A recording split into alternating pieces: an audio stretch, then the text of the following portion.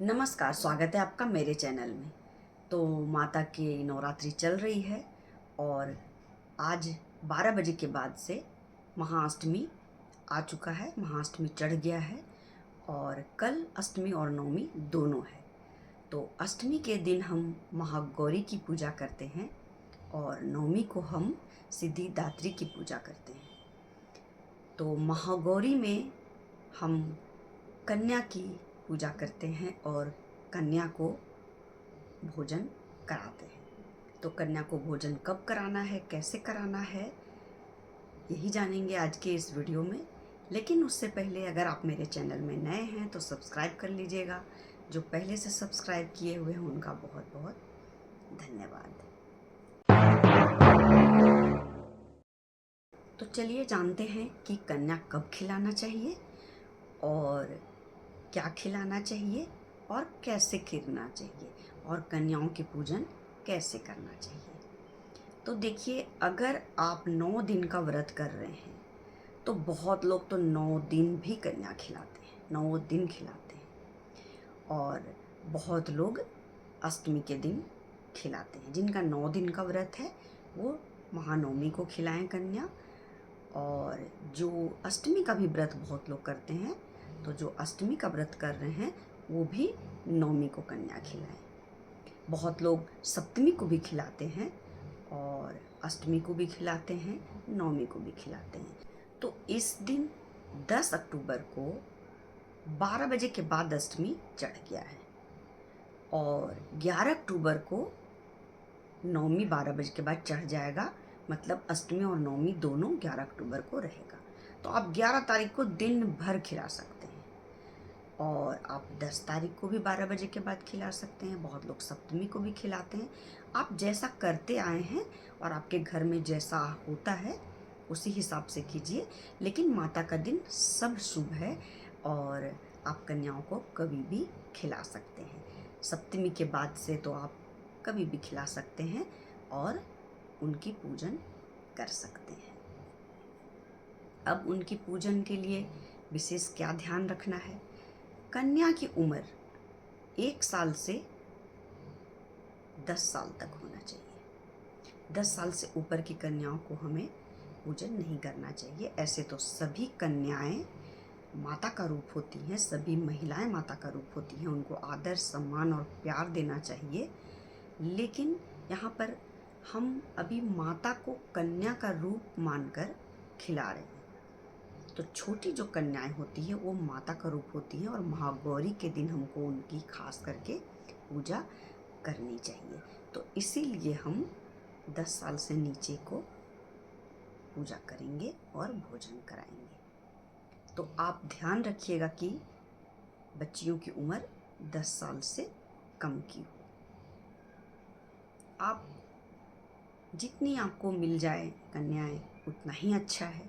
लेकिन 9 तो होना ही चाहिए क्योंकि वो 9 देवी का रूप होती हैं। नहीं तो आप 7 भी खिला सकते हैं, 5 भी खिला सकते हैं। जितना मिल जाए आसानी से आप खिला सकती हैं। और अगर पूरी 9 नहीं मिल रही हैं तो उनके नाम से आप किसी को दान कर सकते हैं। तो ये करना है। अब सवाल ये आता है कि हम क्या खिलाएं? तो इसमें माता को हलवा बनता है, माता को हलवा खिलाना है। काले चने की सब्जी बनती है और आप पूरी बनाइए और नारियल का प्रसाद जरूर होना चाहिए। नारियल का प्रसाद आप जरूर दीजिए। खीर बनाइए और भी आप जो बना सकते हैं बनाइए। लेकिन हलवा, पूरी और काले चने की सब्जी और नारियल होना जरूरी है। इसके बाद आप जितना हो सके बनाएं। तो सबसे पहले आपको क्या करना है, जब कन्या आए तो साफ पानी से उनका पैर धोना है। आप कन्या तो माता का ही रूप होती हैं और आज खास करके आप उनकी पूजा करने जा रहे हैं बुलाकर, तो आप उनको उस समय जब आप उनकी पूजा कर रहे हैं तो माता समझकर ही पूजा कीजिए। वो माता का ही रूप है। तो आपको सबसे पहले उनके पैर धोना है। इससे पहले और एक चीज, जब आप कन्या को बुलाने जा रहे हैं उससे पहले आपका घर साफ सुथरा होना चाहिए। आप कहाँ पर उनको बिठाएंगे, क्या करेंगे, वो सारा जगह साफ होना चाहिए।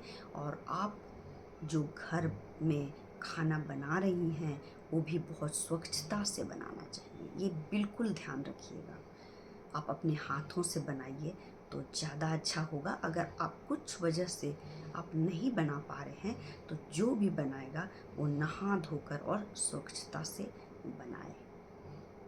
और मैं बार बार कहती हूँ कि केवल तन की सफाई और घर की सफाई ज़रूरी नहीं है, साथ साथ मन की भी सफाई होनी चाहिए। आप साफ मन से, निश्चल भाव से, श्रद्धा से, प्रेम से खाना बनाइए और माता का आदर कीजिए, माता को बुलाइए। तो सबसे पहले माता आ गई, उनका पैर धोइए। उसके बाद उनको, बहुत लोग उनको माहवार लगाते हैं, मतलब आलता लगा देते हैं, तो आप उनको आलता लगा दीजिए और उनको आसन दीजिए, बहुत अच्छे से उनको आसन दीजिए। और फिर आप उनको प्रेम से खाना खिलाइए, बहुत ही प्रेम से। ये याद रखिएगा, माता प्रेम की भूखी होती है, माता को और कुछ नहीं चाहिए होता है, माता प्रेम की भूखी है। माँ को बस प्यार चाहिए, श्रद्धा भाव चाहिए। माता और कुछ नहीं देखती, श्रद्धा और प्यार। आप प्यार से कुछ भी खिलाइएगा उनको, वो जरूर ग्रहण करेंगी और आशीर्वाद देंगी। तो इसका हमेशा ध्यान रखिएगा। और केवल प्यार श्रद्धा उन कन्याओं को ही नहीं दिखाना है, आसपास के जो लोग हैं। अब ऐसा बहुत लोग ऐसा करते हैं कि व्रत रख लिए हैं 9 दिन का और अब खाना खिलाने जा रहे हैं, एकदम सुबह से भाग दौड़, अरे तुम ऐसे घर वालों को चिल्ला रहे हैं, अरे तुम क्या कर रहे हो, अरे मुझे खाना बनाना है, तुम लोग कैसे कर रहे हो, चीखम चिल्लम चिल्ला रहे हैं, घर में पूरा तनाव है। ऐसा माता खुश नहीं होंगी, माता ग्रहण नहीं करेंगे ऐसा प्रसाद। इसीलिए आप शांत भाव से आसपास सभी से अच्छे भाव से बात कीजिए, खुशी का माहौल रखिए, आनंद का माहौल रखिए और श्रद्धा और प्रेम का भाव रखिए सबके साथ। और तब माता को प्रेम से भोजन कराइए, खुद अपने हाथों से कराइए। जो व्रत रखा है उसको खुद अपने हाथों से माता को भोजन कराना चाहिए। उसके बाद आप कुछ भी बच्चों को ज़रूर दीजिए, उनके हिसाब से जो भी उन्हें अच्छा लगता हो वो दीजिए। और नहीं तो आप दक्षिणा के रूप में उनको कुछ पैसे अपनी श्रद्धा के हिसाब से ज़रूर दीजिए। तो उनको आखिरी में, और खिलाने में केला भी ज़रूर होना चाहिए। केला रहता है तो बहुत अच्छी बात है, नहीं है तो कोई बात नहीं है, वो तो माता श्रद्धा की भूखी है, मैं बार बार कह रही हूँ। तो अगर हो सके तो केला भी ज़रूर खिलाइए। और आखिर में आप अपने श्रद्धा के हिसाब से उनको दक्षिणा दीजिए और प्रणाम कीजिए पैर छू के, क्योंकि वो माता हैं। ऐसे भी लड़कियों को पैर छूना चाहिए। हमारे यहाँ क्या होता है, हम बड़े लड़कियों से पैर अपना नहीं छुड़ाते, लड़कियों को हम गले लगाते हैं, लड़कियों से हम लोग कभी भी पैर नहीं छुआते, चरण स्पर्श करने नहीं देते हम अपनी लड़कियों को, क्योंकि वो माता का रूप होती है। हम उनका पैर छुएंगे और उनसे आशीर्वाद लेंगे। और आखिर में उनको सबको थोड़ा सा चावल दे दीजिए और आपके ऊपर वो चावल डाल दें, छीट दें, वो आशीर्वाद होता है। और आशीर्वाद आप उनसे लीजिए और खुशी खुशी माता को विदा कीजिए। और अपने घर में सुख, संपत्ति, संपन्नता, प्रेम भाव और बरकत, प्यार, सब कुछ उनसे मांगिए। और माता के जाने के बाद आपको ऐसा फील होगा कि जैसे घर में कुछ खाली है, कोई आया था और वो अभी जा रहा है, ऐसा महसूस होता है। मैंने ये महसूस किया है कि साक्षात आई हैं कन्याएं और जब जा रही हैं तो ऐसा लगता है कि कुछ जा रहा है। तो कन्याओं को ज़रूर खिलाइए। अगर ऐसा भी नहीं है कि आप व्रत रखी हैं तभी कन्याओं को खिला सकती हैं, बिना व्रत वाले भी अष्टमी के दिन, नवमी के दिन आप कन्याओं को खिला सकती हैं और भोजन आप करा सकती हैं और आप उनकी पूजा कर सकती हैं। तो उसके बाद नवरात्रि में आप माता की 9 दिन पूजा किए और कन्याओं को खिलाने से ही हमारा व्रत और पूजा संपन्न होता है। तो उसके बाद आपके घर में खुशहाली आएगी, सुख संपत्ति आएगा और स्वास्थ्य जिसका खराब है स्वास्थ्य भी ठीक हो जाएगा। आप ऐसा देखिएगा करके।